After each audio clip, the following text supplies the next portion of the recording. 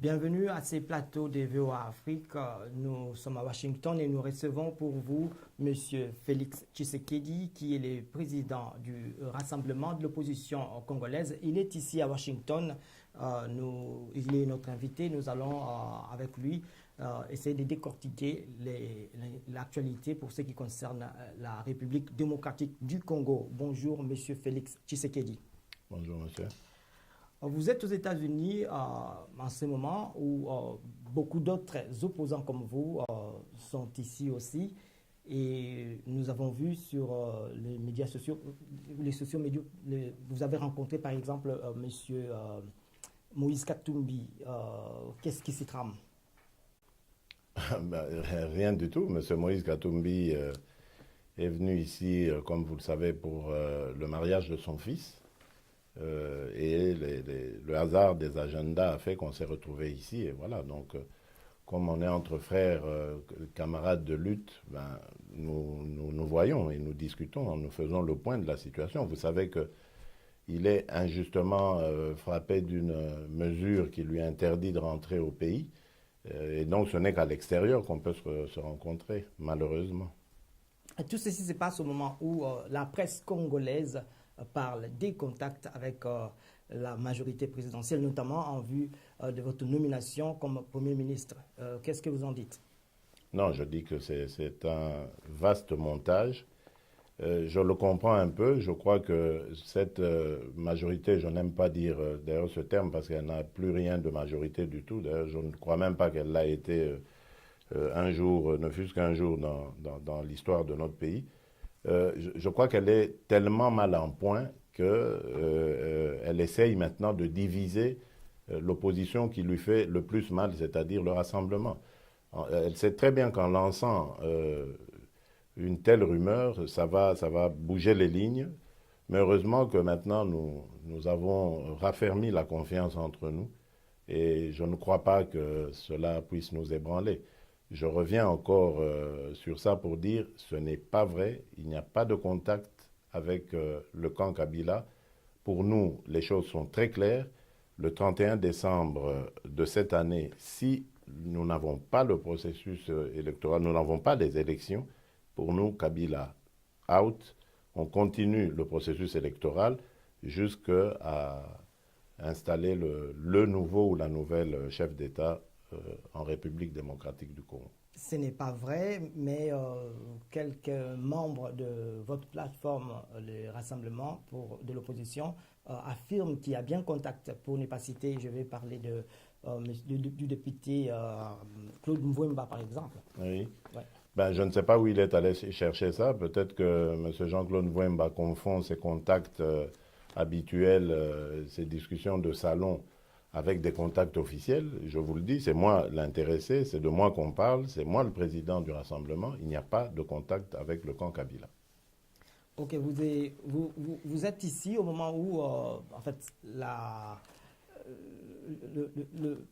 SADC, la communauté du développement pour l'Afrique australe, a publié un communiqué à la fin de ses travaux demandant que la CNI puisse publier un calendrier révisé parce qu'il est quasiment impossible d'organiser des élections. Qu'est-ce que vous en dites? Nous pensons qu'il est encore possible d'organiser des élections, ne fût-ce que l'élection présidentielle cette année. Et donc nous mettons en garde cette CENI à propos de ce calendrier qui tarde toujours à venir d'ailleurs, sur le fait que Corneille Nangaa, parce que ça viendra de lui, a intérêt à ce que le calendrier soit respectueux des termes de l'accord de la Saint-Sylvestre. Sinon, nous prendrons nos responsabilités et advienne que pourra. Advienne que pourra, alors que, bon, on sait qu'il y a eu un dialogue, il y a eu des négociations et que le président de la République a continué à dire que le dialogue est permanent. C'est pour résoudre les problèmes. Oui, le dialogue permanent, nous on veut bien que le dialogue soit permanent, mais que le dialogue ne soit pas une occasion justement de fuir ses engagements. Il y a déjà des engagements que Joseph Kabila n'a pas respectés Et nous ne pouvons pas continuellement dialoguer avec quelqu'un qui se moque du monde entier. Le dialogue est permanent entre gens respectueux des termes convenus. Le dialogue est permanent entre gens responsables et recherchant le bien-être collectif. Mais le dialogue n'est pas possible avec des individus de son genre qui ne respectent rien lorsqu'ils ont pris des engagements. La SADC s'est préparée à envoyer un émissaire justement pour suivre ces processus jusqu'aux élections. Est-ce que vous êtes prêt à l'accepter? Ne serait-ce pas là aussi d'autres nouvelles négociations ou un autre dialogue qui va se tenir? Mais nous accepterons tout ce qui ira dans le sens de raisonner M. Joseph Kabila sur les enjeux réels du pays, c'est-à-dire l'alternance. Alors, s'ils viennent pour essayer de le convaincre de partir dans le calme, dans la paix, avec les honneurs, mais on ne peut que souhaiter ça. Nous ne sommes pas des vats en guerre qui recherchions forcément un affrontement, un bain de sang, etc. Si on peut nous trouver une solution de manière pacifique, mais nous signons dès demain, absolument. Mais ce que nous disons, nous, à cet émissaire qui est le bienvenu, il n'y a pas de problème, c'est qu'il n'y a pas de quartier à faire à Joseph Kabila. Il a eu l'occasion en 2016 d'organiser les élections et partir avec des honneurs. Il ne l'a pas fait. Il a réussi à sauver sa tête grâce à l'intervention de la Cinco qui a évité le bain de sang et grâce à l'implication du défunt, notre leader, Étienne Tshisekedi. Il a encore gaspillé cette chance. Maintenant, nous disons, ça suffit.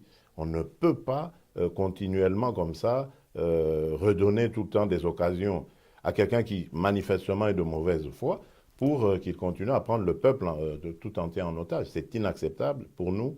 La limite, c'est le 31 décembre. Et bien avant ça, nous allons commencer à monter en puissance la pression pour que le 31 décembre, nous n'ayons plus Joseph Kabila à la tête de la République démocratique du Congo. Mais ils viennent avec, ou l'émissaire vient avec une proposition sur la table. On le sait, ils ont dit, ils ont demandé à la CENI de publier un calendrier révisé parce que c'est quasiment impossible d'organiser les élections. Écoutez, laissez d'abord venir cet émissaire. Je crois que c'est la moindre des choses d'attendre, d'avoir pris connaissance de ces propositions avant, évidemment, de réagir. Donc, à ce stade, je ne suis pas capable de vous donner quoi que ce soit comme réaction parce que nous n'avons pas encore vu ce qu'il a dans le ventre, cet émissaire. Il faudrait d'abord commencer par le désigner. On dit que c'est un ancien chef d'État. Bon, on verra. On vous accuse, vous, de refuser toutes les opportunités qui vous sont offertes. Ici, par exemple, on voit les consultations menées par les présidents de la République quand les évêques étaient devant une impasse pendant les dialogues. Pourquoi avez-vous refusé d'y aller? Pourquoi n'avez-vous pas saisi cette opportunité pour lui apporter la lettre dont on a tant entendu parler, les testaments de votre père? Mais parce que tout simplement, cette impasse à laquelle vous faites allusion était orchestrée par Joseph Kabila. On ne peut pas aller chez celui qui est le pyromane quand il fait semblant de jouer aux pompiers. Parce que celui qui met le feu, il sait pourquoi il a mis le feu. Il ne peut pas se transformer en pompier pour après dire qu'il va remettre de l'ordre. Donc ça, c'était très clair. Et puis nos exigences étaient connues. C'était le respect des termes de l'accord. Et ça, c'était facile à comprendre parce que les termes sont inscrits noir sur blanc. Par exemple, à propos du Premier ministre, celui-ci devait être désigné par l'opposition du Rassemblement et ensuite nommé, conformément à l'article 78, par Joseph Kabila. Mais il n'a rien voulu entendre. Il est parti sur un terrain très glissant, nous réclamant plusieurs noms. C'était écrit nulle part. Et nous avons compris la manœuvre lorsque il a sorti de ses cartons un de nos anciens amis qui a accepté d'être débauché et d'aller faire le collaborateur servile. Donc nous avons compris cela. Et voilà pourquoi nous ne pouvons plus discuter avec un tel interlocuteur. Il n'est plus en tout cas l'interlocuteur valable pour mener des discussions sérieuses afin de construire ce que nous voulons tous pour notre pays, une alternance pacifique et démocratique et continuer le processus de reconstruction de notre pays. À la presse congolaise notamment, vous avez dit que vous n'êtes ni demandeur ni preneur. Je l'ai dit dans un tweet. Oui. Quand on parle, oui, dans un tweet aussi que j'ai ici même, quand on parle de négociations qui seraient en cours, mais ne serait-ce pas là la solution? Vous avez parlé de la désignation du Premier ministre par les rassemblements que vous dirigez, et vous avez parlé aussi à un moment de cette fameuse lettre laissée par votre père qui aurait votre nom dedans. Oui, mais vous savez, maintenant nous sommes quasiment à la veille du mois de septembre et l'accord de la Saint-Sylvestre court jusqu'au mois de décembre. Donc je ne vois pas en 3 mois ce qu'un Premier ministre, fût-il le meilleur des Premiers ministres, peut faire pour redresser la situation politique et économique orchestrée par M. Kabila. Donc à côté de ça, il y a le processus électoral lui-même. Ça au moins, c'est encore possible, il y a encore possibilité de le sauver. Et voilà pourquoi nous avons dit, il peut se garder les pantins qu'il a désignés, tant le Premier ministre que celui qu'il vient de désigner au CNSA. Nous, l'importance maintenant, nous la mettons sur le processus électoral. Nous voulons nous impliquer, nous allons le faire, nous invitons la communauté internationale aussi à y aller, parce que, comme vous pouviez vous l'imaginer, les prétextes ont commencé, de manque d'argent, etc. Nous voulons donc que la communauté internationale s'implique et nous permette d'aller à des élections crédibles. Et comme ça, nous aurons l'alternance, nous n'aurons même pas besoin d'aller dans le gouvernement ou au CNSA, etc. Donc on a maintenant le processus électoral lui-même, les élections qui vont nous amener à l'alternance. Avant qu'on y revienne, là, ne rejoignez-vous pas la SADC qui parle d'impossibilité, reprenant ce que la CENI avait déjà annoncé? La SADC, je ne sais pas sur quels experts elle s'est appuyée pour dire ça. Donc si elle l'a dit, parce que je demande aussi à voir, vous savez, depuis un certain temps, le camp Kabila transforme toujours les communiqués de ces organisations régionales qui les transforment toujours en les mettant en sa faveur, etc. Donc il faut vraiment que nous ayons la lumière. D'ici, je n'ai pas encore eu exactement la bonne information. Mes services y travaillent. Et à ce moment, je pourrai réagir. Donc, pourquoi est-ce que la SADC a dit ça? Est-ce qu'elle a fait une expertise au préalable pour conclure à cela? Je ne sais pas. Mais à mon sens, comme je vous l'ai dit, il y a moyen d'avoir des élections, ne fût-ce que les présidentielles, cette année. Et si on peut les avoir, parce que c'est celles-là d'ailleurs qui sont le moteur de tout, le déclencheur de tout, lorsque nous aurons un nouveau président, une nouvelle présidente à la tête du Congo, on pourra aller alors vers les autres élections le plus calmement possible. Parce que aujourd'hui, l'élément de blocage, c'est Joseph Kabila. Il faut le mettre hors d'état de nuire, et ainsi on pourra aller de l'avant. Les gouvernements disent que en fait, la solution à cela serait la réponse de la CENI qui va donner une date, voir si c'était possible, mais le gouvernement a déjà donné assez d'argent, parce que c'est presque le gouvernement seul qui a permis qu'on puisse enrôler aujourd'hui plus de 40 millions de dollars, plutôt plus de 40 millions d'électeurs à Kinshasa. Oui, mais ce gouvernement oublie de mentionner aussi l'appui logistique de la MONUSCO. Hein, il n'a pas été seul. Et la communauté internationale dit sa disponibilité à amener les fonds, mais c'est toujours ce gouvernement qui bloque, qui ne veut pas que la communauté internationale amène les fonds, parce que ça va booster le processus électoral et donc ils n'auront plus de prétexte pour le bloquer. Et tout le monde sait que le prétexte royal qu'ils ont souvent évoqué, c'est celui de l'argent.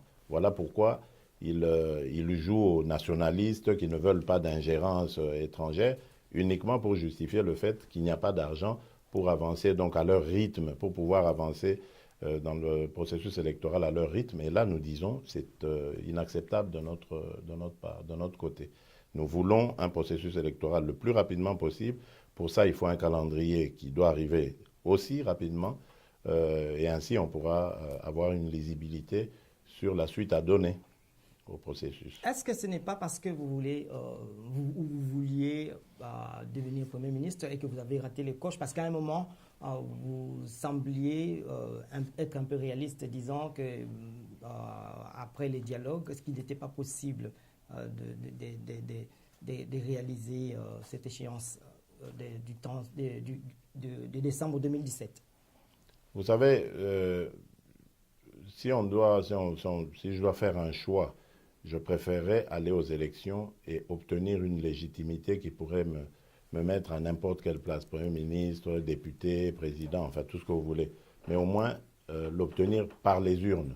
Donc je n'en fais vraiment pas du tout une affaire personnelle de cette histoire de Premier ministre. C'est pour ça d'ailleurs qu'aujourd'hui je suis sourd à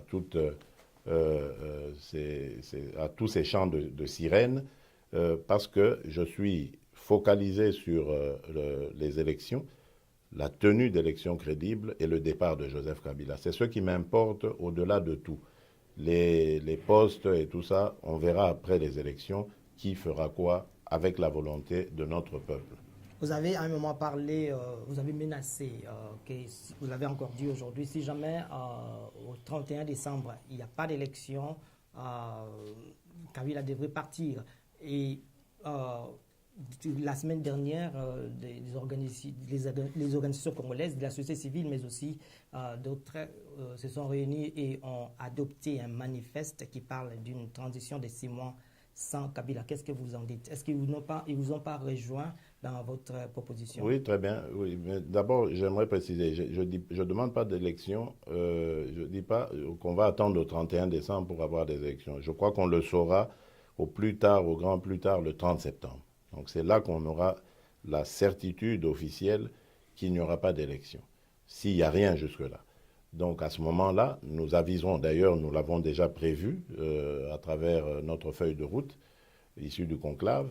À partir du 1er octobre, nous lançons la désobéissance civile et pour nous, Joseph Kabila ne sera plus rien. Ce sera un simple citoyen qui ne peut même plus représenter ou parler au nom de la République démocratique du Congo. Donc que ce soit clair.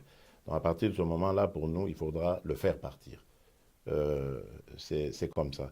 Alors par rapport au manifeste signé par nos compatriotes à Paris, mais nous sommes de cœur avec, et je crois que très bientôt, en tout cas à mon retour, je vais voir dans quelle mesure je vais consulter les amis du rassemblement, parce que vous savez qu'il y a 10 composantes au rassemblement, pour voir comment est-ce que nous pouvons tous nous impliquer, signer ce manifeste, élargir le front de rejet de Kabila, et donc pouvoir aller fort et unis vers nos objectifs. Ça, nous le ferons.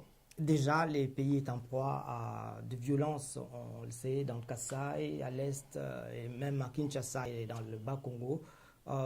Quand vous menacez, est-ce que vous ne péchez pas contre l'idéologie de votre parti ou de votre plateforme? L'UDPS a toujours clamé être un parti de non-violence. Ah oui, mais c'est un parti de non-violence, certes, et je le redis ici, je le réaffirme, mais c'est aussi un parti de résistance. L'UDPS résiste contre toutes les dictatures que notre pays a connues de manière pacifique et en étant très déterminé. Donc c'est ce que nous allons faire. Nous allons inviter notre peuple à résister contre cette nouvelle dictature que Joseph Kabila cherche à imposer aux Congolais. Et notre résistance fera que c'est lui qui cédera et qui devra partir, quitter le pouvoir. Il y a beaucoup de Congolais qui ont rejoint la lutte qui appelle au départ de M. Kabila. Ces jours-ci, parmi eux, il y a un qui se distingue, Sindika Dokolo. On l'a vu s'afficher avec vous sur des photos. Quelles sont vos relations et qu'est-ce que vous pensez de lui? Bon, c'est un jeune frère que j'apprécie. Je suis en train de faire sa connaissance, de le connaître. Je connaissais certains membres de sa famille qui ont plutôt mon âge, donc qui sont de grands amis, qui sont des grands amis pour moi. Et donc lui, je le découvre, c'est un garçon entreprenant qui a la même passion et le même amour du Congo que moi, évidemment, plus ou moins la même vision. En tout cas, il veut le changement, il veut que les Congolais vivent désormais dans une autre situation, un État libre, un État dans lequel ils sont, un État prospère dans lequel ils sont libres d'aller et venir, de s'associer, de dire ce qu'ils veulent. Et donc, c'est plus ou moins la même chose. Nous ne voulons pas de dictature dans ce pays et nous nous liguons, nous nous mettons ensemble, syndicats, mais avec bien d'autres amis, le rassemblement, et toute la société civile pour essayer de changer, de transformer ce rêve en réalité. Pour revenir un peu à ce que vous disiez, bon, en fait, il y a cette main tendue de la SADC avec cet émissaire. Avec ce que l'on voit, le Congo se dirige apparemment vers l'impasse. En clair, est-ce que vous accepteriez un nouveau dialogue ou Non, ça je vous le dis tout de suite. Pour dire quoi? Parce que le dialogue qui a accouché de l'accord de la Saint-Sylvestre a tout dit. Qu'est-ce qu'on va dire de plus? Il faut des élections, c'est ça qu'on a dit. Il fallait évidemment ces élections les surveiller conjointement. C'est ce que Kabila a refusé. Il faut des moyens, il faut trouver les moyens. Kabila est incapable de le faire, donc nous allons demander à la communauté internationale de s'impliquer. Voilà, donc qu'est-ce qu'on va dire de plus? Parce qu'aujourd'hui, l'objectif, c'est l'alternance. Le départ de Joseph Kabila, l'élection d'un nouveau chef de l'État. Donc, c'est ça l'essentiel. On n'a pas besoin d'un dialogue pour ça. Avant, ça se comprenait bien parce qu'on allait vers la fin du mandat de Joseph Kabila et il n'y avait rien à l'horizon. Tandis qu'ici, nous avons pu, nous en tout cas, nous de l'opposition, avaler des couleuvres et accepter une chose très difficile, de prolonger donc encore d'une année pour pouvoir organiser des élections. Et là, on se rend compte que M. Joseph Kabila nous tourne en bourrique, veut tourner toute la communauté internationale en bourrique. Nous disons, on ne va pas le laisser continuer comme ça. Il faut le dégager et permettre au pays de respirer en allant de l'avant. Le pays ne peut pas être l'otage d'un individu et de sa famille. Ça n'a pas de sens. Est-ce que ce n'est pas finalement vous-même de l'opposition qui avez accepté de cautionner les glissements dont on parlait? Oui, nous l'assumons. Nous l'assumons très sereinement parce que on avait le choix. Et d'ailleurs, il y a eu des prémices de cela. On avait le choix entre risquer évidemment le bain de sang et aller à un dialogue qui allait permettre de sortir de la même crise pour laquelle on risquait le bain de sang. Nous avons choisi le dialogue, mais là, nous nous sommes rendus compte qu'en fait, le dictateur, lui, profite évidemment de ces moments-là en pensant que nous sommes faibles parce que nous acceptons le dialogue. Alors maintenant, nous ne voulons plus du dialogue. Nous allons aller à la résistance avec détermination et on va voir s'il arrivera à tous nous tuer. Voilà, parlons un peu de votre parti. Il y a beaucoup d'initiatives depuis les décès de votre défunt père, qui était le leader de ce parti. Beaucoup essayent de ramener les partis à l'unité. Bon, on attend un congrès. Il y a des groupuscules d'anciens ou des gens qui ont été exclus, qui mènent des initiatives qui ne sont pas suivies par tous. Comment pensez-vous résoudre cela et à quand les congrès tant attendus?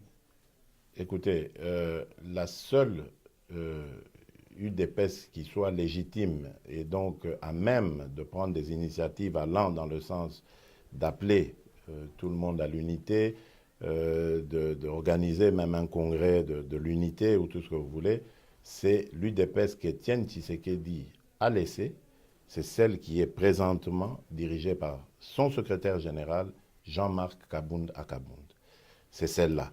Donc, tant que rien n'est fait à ce niveau-là, tout ce à quoi vous faites allusion, que je ne connais pas d'ailleurs, est fait en vain. l'UDPS reconnue par Étienne Tshisekedi, c'est celle qui est dirigée, comme je l'ai dit, par Jean-Marc Aboun. Alors le congrès viendra, parce qu'un congrès, ça se prépare. Il ne faudrait pas que ce congrès accouche d'une souris. C'est un congrès qui est très important parce qu'il va marquer un tournant historique dans les annales de l'UDPS.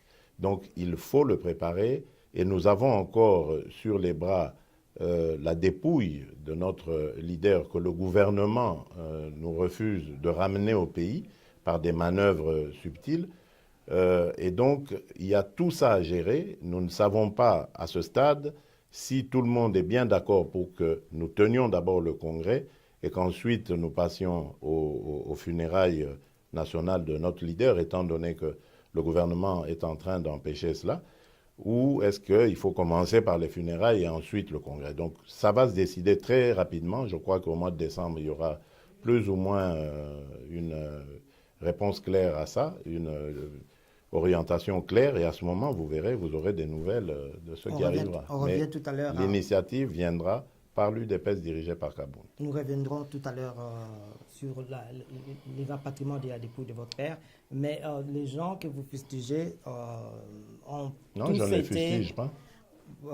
Que vous pointez du doigt. Je conteste leur légitimité à pouvoir prendre de telles initiatives, tout simplement. Bras droits ou oui, mais ça veut rien dire. Collaborateurs de votre père pendant longtemps. Certains ont fait plus de 35 ans.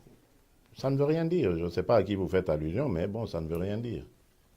Ça ne veut rien dire. On peut avoir fait 35, 40, 50 ans et trahir à la fin. Ça efface tout son passé glorieux. Vous savez, c'est comme ça. C'est pas moi qui l'ai inventé, c'est ça. C'est comme ça que la vie est faite. Mais pourtant, en fait, ce sont des gens, en fait, que l'opinion a reconnu, qui parfois a été arrêtés à cause de l'UDPS. Oui. Mais vous pensez que si demain je trahis cette cause, j'aurai le droit, moi, à un statut particulier parce que je suis le fils, parce que j'ai fait... moi, je suis à l'UDPS depuis sa création, donc ça fait 35 ans aujourd'hui. Et vous croyez que si demain je trahis, on va j'aurai droit à une faveur? Mais non, je vais passer par perte et profit tout ce que j'aurais fait avant ma trahison. Voilà, en fait, les autres vous accusent, vous, d'avoir plutôt trahi, n'avoir pas dit la vérité. Vous avez suivi, pour ne pas les citer, Valentin Moubaki, par exemple, quand il s'agissait des consultations, ce qu'il a dit et ce qu'il dit après. Non, je ne l'ai pas écouté. Qu'est-ce qu'il dit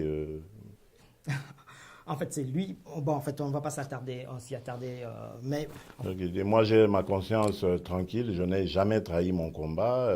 Je n'ai pas de problème de trahison. Je n'ai pas de problème de conscience. Je suis droit dans mes bottes. Que celui qui pense que j'ai trahi commence par me jeter la première pierre. Mais en tout cas, moi, jusque-là, je n'ai pas trahi. Je ne trahirai jamais ni mon parti, ni mon pays, ni mes compatriotes. Donc... jamais.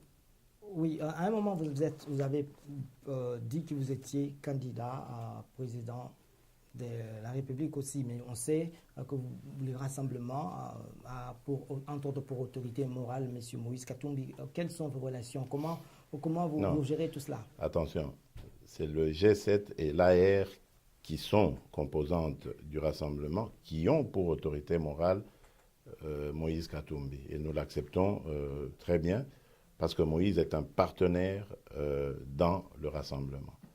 Et ensuite, je n'ai jamais dit que j'étais candidat, en tout cas pas encore, que j'étais candidat président de la République. Vous l'avez annoncé. La base m'a plébiscité, je les ai remerciés, mais j'ai dit, il faut laisser le Congrès l'entériner. C'est comme ça que ça se passe chez nous. Je ne peux pas ici commencer à faire le contraire de ce qui est écrit dans nos statuts. C'est le Congrès qui le désignera le moment venu. Pour le moment, je dirige le rassemblement parce que les 10 composantes m'ont fait confiance. J'essaye de mener ce combat du mieux que je peux avec le soutien des miens, nos amis du rassemblement et surtout ceux de l'UDPS. Et bon, prions pour que tout continue à marcher comme ça marche maintenant. Voilà. Mais comment gérez-vous chaque chose en son temps. Parti et ces positionnements de M. Moïse Katumbi, déjà qui s'est positionné comme président. Mais il a le droit, c'est pas interdit. Il n'y a pas que Moïse. Il y a Martin aussi, Fayoulou, qui se positionne. C'est leur droit. Tout individu congolais a le droit d'ambitionner ce poste. Il n'est pas réservé à une catégorie quelconque. C'est leur droit. Le moment venu, on verra bien. Nous sommes encore au rassemblement ensemble. Le moment venu, il faudrait d'abord décider que le rassemblement devienne une plateforme. Et donc, si elle devient une plateforme électorale, alors à ce moment-là, on peut voir qui désigner. On verra. Mais comme j'ai dit, le moment venu. Donc le moment, c'est quoi? Ce sont le calendrier et la date des élections. Donc tant que nous n'avons pas ça, à quoi ça sert de se bousculer, se disputer Donc mettons d'abord une chose avant l'autre. La première des priorités, c'est de s'assurer que Joseph Kabila ne perturbera plus le processus électoral, qu'il ne sera plus là. Ensuite, d'avoir un calendrier et tout qui soit ficelé, être sûr que ces élections vont être crédibles. Et enfin, maintenant, désigner le ou les candidats nécessaires à concourir. Avant qu'on passe à la dernière question, comment voyez-vous cela se faire? Vous dites que si jamais il n'y a pas d'élection jusqu'à la fin de l'année, on devra avoir une transition sans Kabila. Mais oui. Comment le faire? Par quelle magie? Par la pression. Par la pression, parce que si le peuple ne veut pas être dirigé par lui, comment il va faire? Il va s'imposer à nous comme ça. Il devra tous nous abattre. Parce qu'à ce moment, nous allons refuser de le voir là. Et après Après, il y aura une réunion de la classe politique qui va, ça c'est une proposition, donc nous ne l'imposons à personne. Nous voyons plutôt des milieux de la société civile qu'un individu soit issu de là, un homme ou une femme, peu importe, et qu'il emporte le consentement de tous les acteurs politiques et de ceux de la société civile qu'on va désigner pour conduire durant une très courte période, parce que vous voyez, le processus électoral est déjà entamé, on a parlé du fichier tout à l'heure, c'est le plus gros, dans le processus électoral, c'est la plus grosse étape. Donc ici, il faut juste finir les enrôlements, nettoyer le fichier, et puis aller très vite dans le vote des lois, etc. À ce moment-là, la transition sera très très courte, la personnalité qui sera désignée va... au nom de ce consensus, mener à bien le processus jusqu'à son terme, en ne s'engageant pas elle-même comme candidate. Et donc, il y aura donc un nouvel élu à la présidence ou une nouvelle élue à la présidence de la République, et le pays va retrouver sa stabilité et ses institutions aussi. Donc voilà, à partir de là, le processus démocratique va continuer parce que le plus important ici, c'est le bien-être des Congolais. Il faut instaurer un état de droit, il faut les mettre dans des conditions de vie qui soient adéquates, et c'est possible parce que le Congo est un pays riche, mais paradoxalement, son peuple crève dans la misère. Donc c'est inacceptable. Nous pensons que c'est possible. Nous voulons simplement que les conditions soient réunies, que tout cela puisse se passer de manière acceptable. Est-ce que l'insécurité, la situation dans le Kasaï notamment, où il n'y a pas eu enrôlement, ne constitue pas une raison valable pour Absolument. Et d'ailleurs, cette insécurité, il faut le dire, elle a été orchestrée dans ce but-là, de freiner l'enrôlement. Là, je remercie la communauté internationale d'avoir vraiment, d'être intervenu de manière énergique. Vous avez vu, dès qu'on a commencé à parler d'enquêtes indépendantes, etc., le gouvernement est il a très vite compris le danger. Et ils ont commencé à remettre un semblant d'ordre. En tout cas, des échos qui nous parviennent du Kasaï, on nous dit que les exactions sont terminées, en tout cas en grande partie. Maintenant, il n'y a plus que quelques petits conflits tribaux qui ont été créés toujours par des individus du camp de Kabila. Et nous allons faire un effort pour descendre là-bas, parler à nos frères et sœurs de ces contrées et leur expliquer que l'heure n'est pas à la division. Nous n'avons pas à nous entretuer. Ce Congo nous appartient à tous, et nous devons au contraire être unis pour le reconstruire. Nous n'avons pas intérêt à nous entredéchirer, à nous entretuer. Les États-Unis demandent une enquête complète. Et ils ont raison, les États-Unis. Et le Congo, le gouvernement dit que le processus en marche, il y a une enquête, il y a un procès. Mais parce qu'ils ont des choses à cacher, ils ont des choses à cacher. Les vrais coupables, c'est eux, les gouvernants.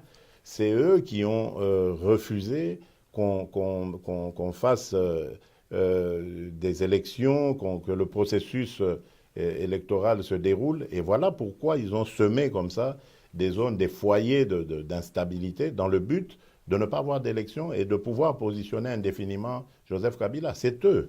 Et nous allons appuyer cette position des États-Unis. Nous leur avons dit d'ailleurs ici, lors de notre passage ici, nous allons appuyer leur position parce que c'est ça qu'il faut. Il faut des enquêtes, il faut trouver les coupables et les condamner.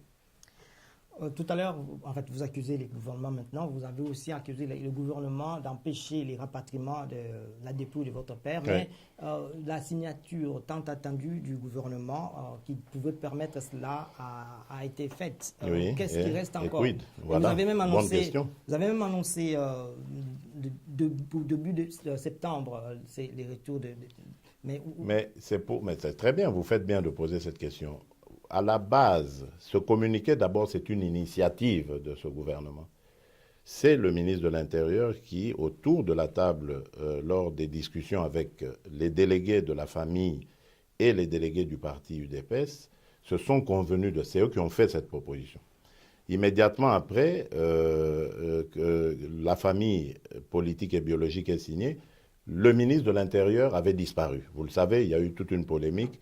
Ma mère a dû maintenant intervenir dans les médias pour dénoncer cela. Et très vite, ils ont subi une pression et voilà pourquoi ils signent à la dérobée, parce que ce document s'est retrouvé sur les réseaux sociaux. Nous n'étions même pas au courant. Pourtant, nous sommes, entre guillemets, partenaires. On devait signer ensemble ce document. Donc, ils ne nous ont même pas fait savoir que le ministre avait signé. Ils l'ont jeté comme ça dans les réseaux. Et depuis lors, d'ailleurs, il n'y a même plus de discussion. Le secrétaire général adjoint, Rubens Mikindo de l'UDPS, qui nous représentait d'ailleurs à ces discussions, a appelé le ministre de l'Intérieur depuis lors. Mais sans résultat. Parce qu'en fait, le communiqué devait être le déclencheur de tout le processus. C'est-à-dire, on lance le communiqué pour informer l'opinion, et puis nous nous mettons d'accord sur une date de rapatriement et l'organisation des obsèques. Mais vous vous rendez compte, rien, silence radio depuis lors, c'était uniquement dû à la pression. Pour un peu dégager cette pression, ils ont lancé ce document et depuis lors, ils ont disparu de nouveau. Donc, pour contourner tout cela, nous avons lancé une souscription parce que nous sommes au courant de cette mauvaise foi, nous savons qu'ils ne veulent pas de ce rapatriement. Nous allons nous-mêmes prendre cela en charge et ramener le corps afin de lui réserver des funérailles dignes de son rang. Voilà, nous sommes arrivés à la fin de ces programmes. Nous recevions M. Félix Tshisekedi, qui est le président du Rassemblement de l'opposition congolaise et secrétaire général de l'UDPS. Secrétaire général adjoint de l'UDPS. Merci donc de nous avoir suivis. Nous vous demandons de continuer à nous suivre. Vous pouvez suivre cette interview en intégralité sur notre page Internet et sur notre page Facebook. Merci et continuez de nous suivre. Merci, c'était votre serviteur Eddie Sango. À la prochaine.